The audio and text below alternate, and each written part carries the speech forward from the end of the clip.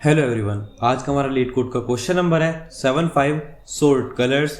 ये आपका medium marked है। Given an array nums with n coloured red white और ब्लू। आपको एक नम्स नाम की इसके अंदर एरे दी हुई है जिसके अंदर आपके पास 3 कलर्स हैं, एक रेड है, एक व्हाइट है, एक ब्लू है।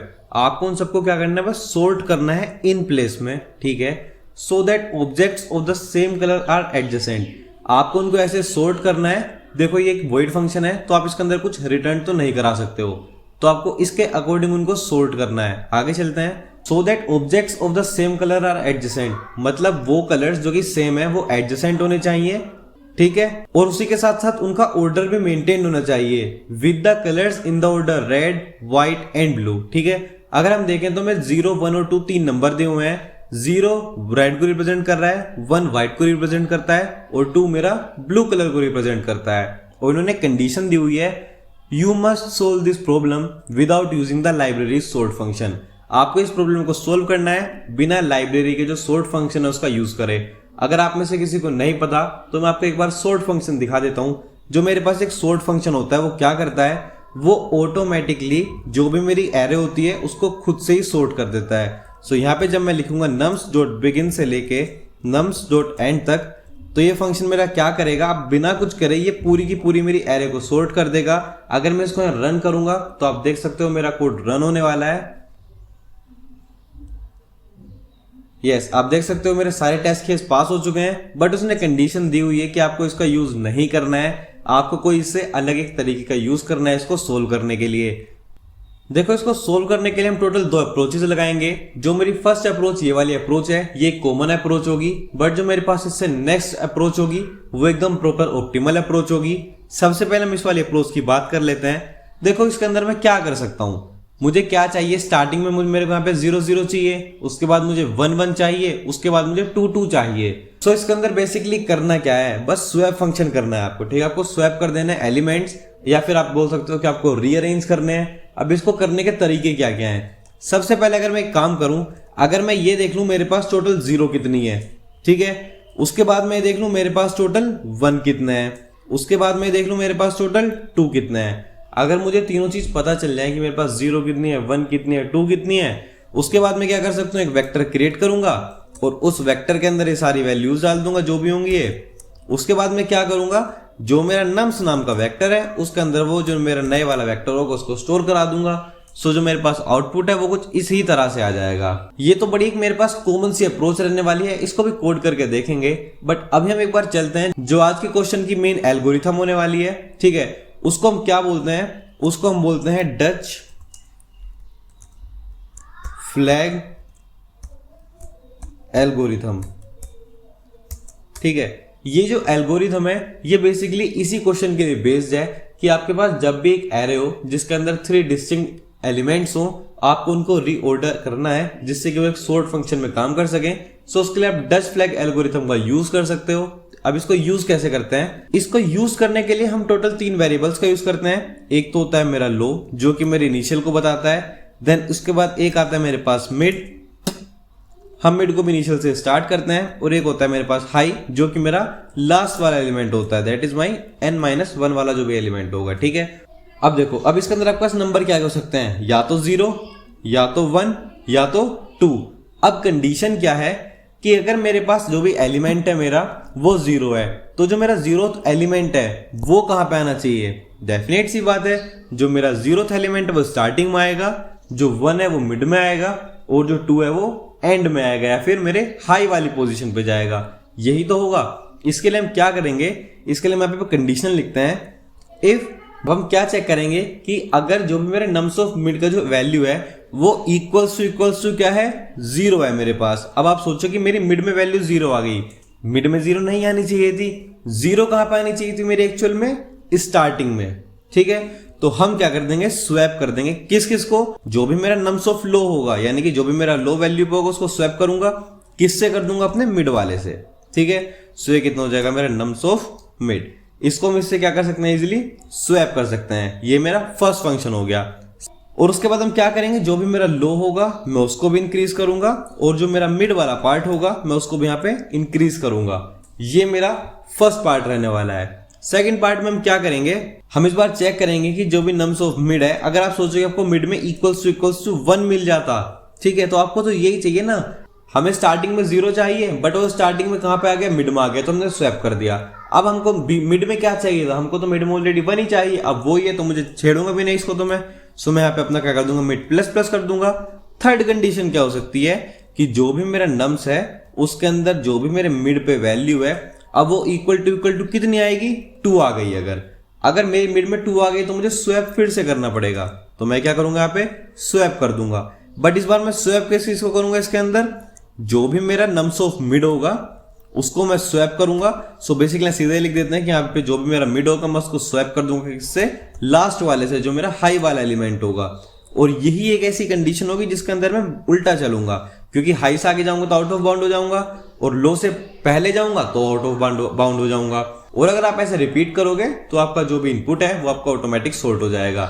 एक बार ने इसको सेम इस वाले इनपुट के ऊपर अप्लाई करके देखते हैं और चेक करते हैं कि जो मेरा आउटपुट है वो क्या आने वाला है। ठीक है, सबसे पहले लो और मिड दोनों यही होंगे मेरे 0 0। ये क्या चेक करे कि नम्स ऑफ मिड कितना है, मेरा 2 है, और 2 कहां पे जाना चाहिए था, हाई वाले के पास जाना चाहिए था, जो भी मेरी लास्ट वाली वैल्यू होगी। ठीक है, सो ये कुछ ऐसा हो जाएगा कि ये अब ये करेगा क्या, अभी इसको और इसको क्या कर देगा, फाइनली स्वैप कर देगा। सो जो मेरे पास एरे है वो कुछ इस तरह से बन जाएगी मेरी 0, 0, 2, 1, 1, 2। ये जो मेरे पास एरे बनती है ये कब बनेगी, फर्स्ट कंडीशन के बाद। जैसे मेरी फर्स्ट कंडीशन कंप्लीट होगी तो मेरे पास जो मेरी नई एरे बनेगी वो कुछ इस तरह से बनेगी 0, 0, 2, 1, 1, 2। अब उसके बाद क्या होगा, जो भी मेरा हाई है वो 2 से हट के वो इस वाले पॉइंट को पॉइंट करने वाला है। अब उसके बाद हम दोबारा से यहीं पे देखेंगे, नम्स ऑफ मिड क्या है, 0 आया मेरे पास। हाई तो मेरा माइनस माइनस हो गया, बट लो और मिड तो दोनों अभी भी 0 ही हैं, तो हम दोबारा यहाँ पे चेक करेंगे। इस बार जो मेरा नम्स ऑफ 0 है वो दोबारा 0 आ गया। इस क्वेश्चन में हम स्वैप किससे करेंगे, इसको खुद से स्वैप कर देंगे तो कोई इफेक्ट नहीं पड़ेगा, बट जो भी मेरा लो है और मिड है दोनों यहां से हट के वो कहां पे पॉइंट करेंगे, मेरे इस वाले 0 के ऊपर आके पॉइंट करेंगे। वो फिर सेम चीज देखेंगे, फिर कुछ नहीं हो सकता, ये भी मेरा कवर्ड हो जाएगा। और जो मेरे दोनों है क्या क्या, जो मेरा लो होगा मिड होगा वो दोनों एक स्टेप और आगे बढ़ जाएंगे, तो वो सारे 2 पे आ जाएंगे।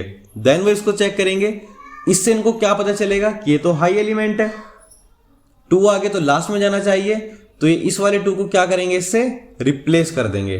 और जब ये इसको रिप्लेस करेंगे तो जो आपके पास नई वाली जो आपकी एरे बनने वाली है वो आपकी क्या बनेगी, उसको हम यहाँ पे लिख लेते हैं अभी।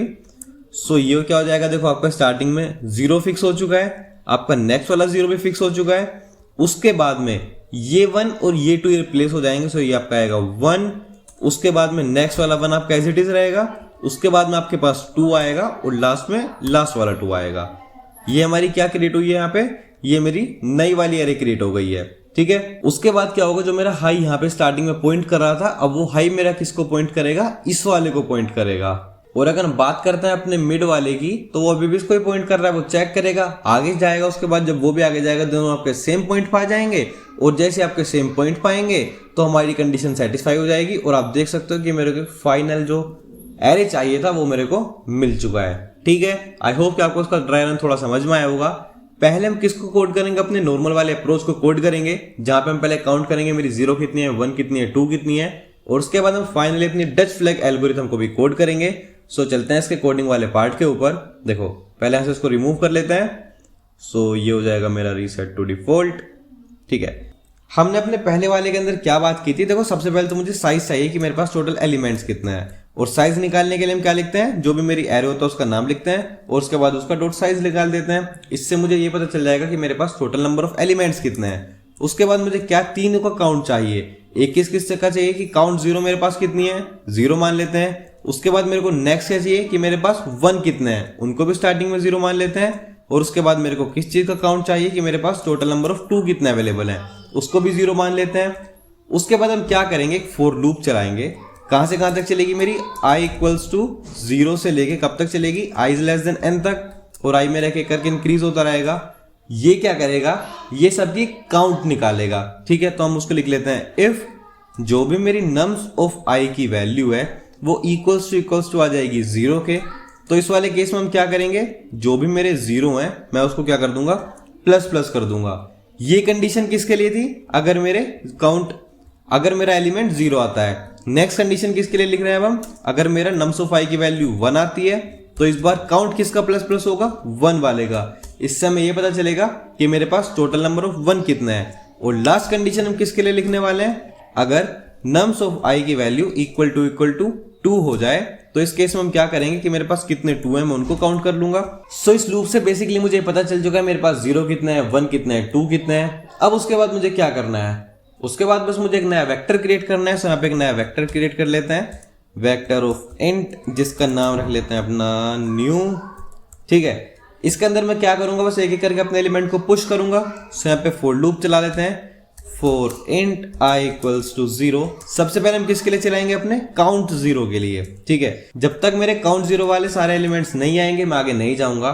सो पहला एलिमेंट होगा काउंट 0 के लिए, तो इसके लिए हम क्या करेंगे, अपने न्यू जो हमने वेक्टर क्रिएट करा है उसके अंदर तब तक हम 0 एंटर करते जाएंगे जब तक कि मेरे काउंट 0 सारे खत्म नहीं हो जाते हैं। सो यहाँ पे क्या लिखेंगे, ऑफ 0। ये मेरा फर्स्ट काम खत्म हो चुका है।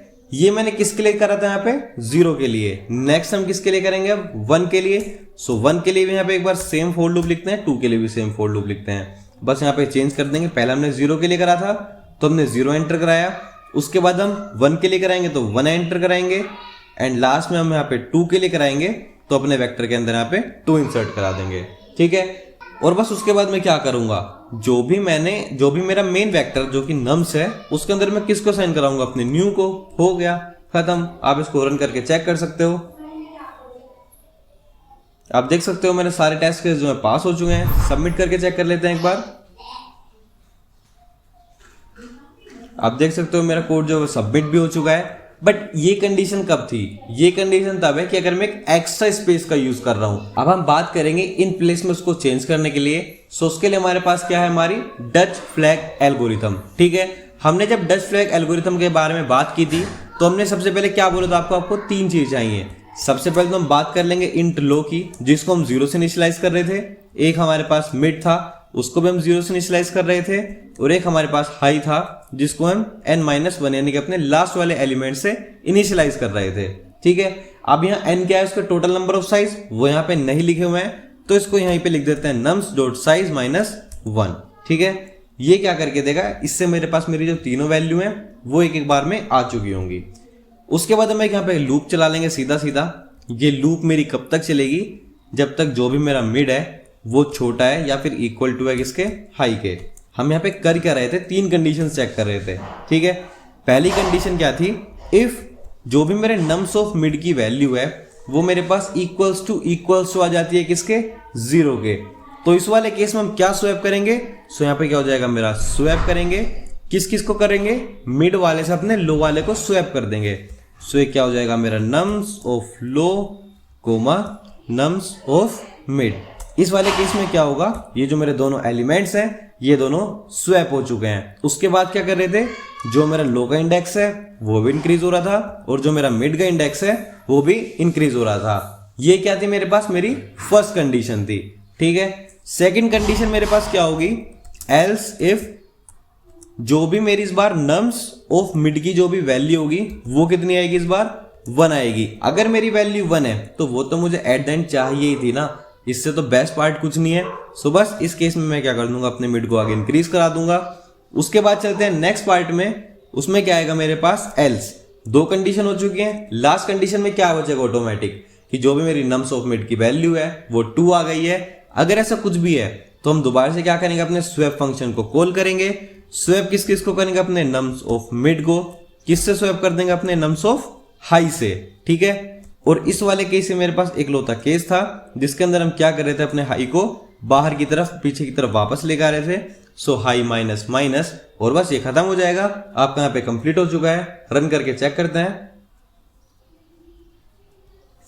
डेफिनेटली आप देख सकते हो हमारे सारे टेस्ट केस जो है पास हो चुके हैं। सबमिट कर लेते हैं।